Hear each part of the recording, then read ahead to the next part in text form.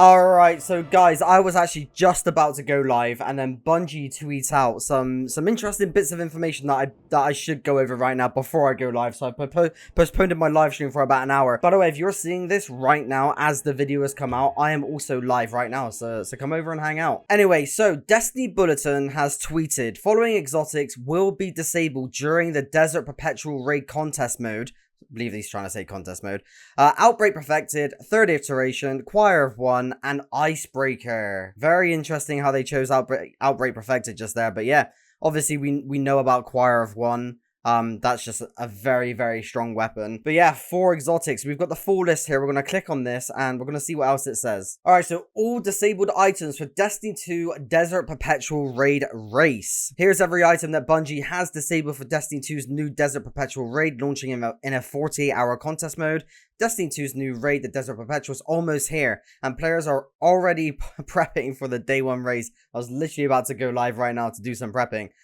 This brand new raid kicks off on Saturday, July 19th at 10 AM PT with contest mode running for the first 48 hours. This means capped power with tougher enemies. Yeah, I mean, it's just standard of what we know and love when it comes to contest mode raids. Alright, so moving on here, the article goes on to say, here is the current list of disabled items for the Desert Perpetual. So obviously we've got Outbreak, we've got the Third Iteration, we've got Choir of One, Icebreaker, set bonus perks on Collective Psych Armor as well, and Distribution Armor mod. Okay. So please note that players will not be prevented from equipping disabled fragments or items when with disabled perks, but the effects will not work when in the raid during the disabled timeframes listed above, said Bungie. Alright, so they'll keep us updated if they add more to the list, but yeah. There you go. If you're looking at taking in any of these things, you might want to rethink your tactics there, because they are not allowed. There are obviously other viable options. I know Still Hunt was really viable during the Witness raid, Salvation's Edge. So maybe that might be again during this raid. Raid races are always so fun. I don't think I'll be participating in them, but just watching from the sidelines and watching all the teams compete, and then the closer they get to the very end, they start blocking things on their streams and everything. It's definitely an interesting watch, but if any of you guys that are participating have any of these things in mind, you might have to rethink some of those loadouts, because they simply just will not be available. Let's just see what else they say here just in case. One thing that's different this time around is that once the first fire team completes the raid, the normal version of Desert Perpetual will unlock for everyone without contest mode restrictions. This is when most players will be jumping in to try the full experience without the added pressure. There is some mixed feedback on that. I don't know, it's a bit of a weird one.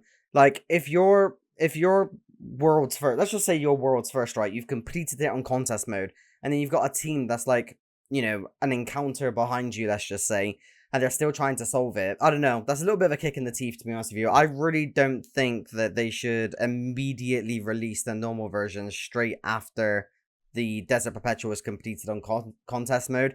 I think those 2 48-hour days should just be dedicated to contest mode, regardless of how many players complete it on contest mode. You know what I mean? At the end of the day, like, I don't know why people are getting upset about this, and I don't know why people are actually getting upset about that take as well, because the contest mode for the raid is 2 days out of the fucking year. If people are going to be upset about the fact that they should not release normal mode upon the immediate completion of a contest mode clear, even though it just runs for 48 hours, you need to actually get some actual stress in your life, because that is nothing to be stressed about. That is nothing to be concerned about. I actually do believe that contest mode, regardless on how many people clear it, or whether it's the first team or the last team, contest mode should be live for the entire period of 48 hours, and normal mode should unlock on Monday. That's just my opinion.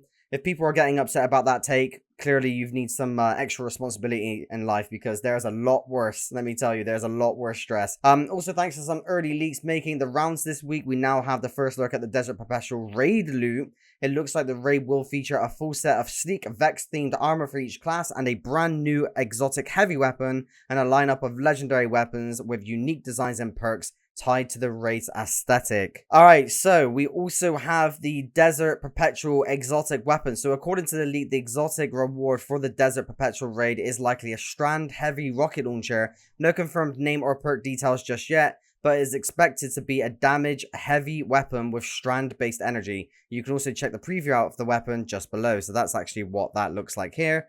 And there's the icon for it just below there as well. So yeah, if you're interested, that is the raid weapon, so it seems. And moving on, we have got the Desert Perpetual legendary weapons. So we've got an auto rifle, a bow, a fusion rifle, a stasis rocket launcher, a sniper, and a submachine gun, which appears to be arc. Oh, the auto rifle is actually stasis as well. So let's have a look. So this is the auto rifle. I love the designs, by the way. This really does remind me of Leviathan. This does give me Leviathan vibes if you ever played Leviathan back in the day when it came out. We've also got the combat bow here, which is the new crossbow style weapon. I can imagine a lot of people are going to be getting their hands on this, especially with the fact that you can literally pick the shot up and reload your gun with it again. I think they advertised that as infinite heavy almost. We've also got finite maybe. That looks sick. Oh my god, that fusion rifle. I'm not a fusion rifle guy at all. I think if you're a fusion rifle, use it in PvP. Just go.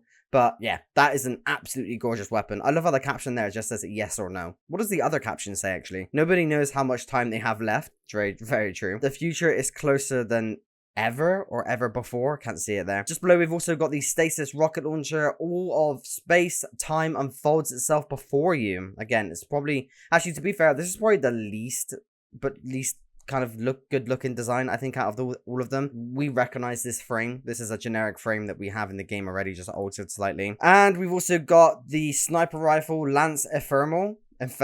One shot and you're gone. That is a gorgeous looking sniper. That is a really, really gorgeous looking sniper. It's a strand sniper as well. We've also got the submachine gun 2. That is a heavy barrel. That is a big barrel. That is a big barrel. You can't go back, it says. Yeah, I guess so. And here we've got the armor. I'll see if I can zoom in here. I don't know if you're gonna get a good look at that, but I think that, oh my god, I do think these are gonna pop, if I'm honest with you. Just based off the helmets alone, I do think that these pieces of armor are gonna pop quite nicely, but we'll have to see what they look like in game. The Warlock one is very Maya Sundaresh, and that Titan, I love the kind of layers attached to it and everything. Yeah, it's gonna be sick.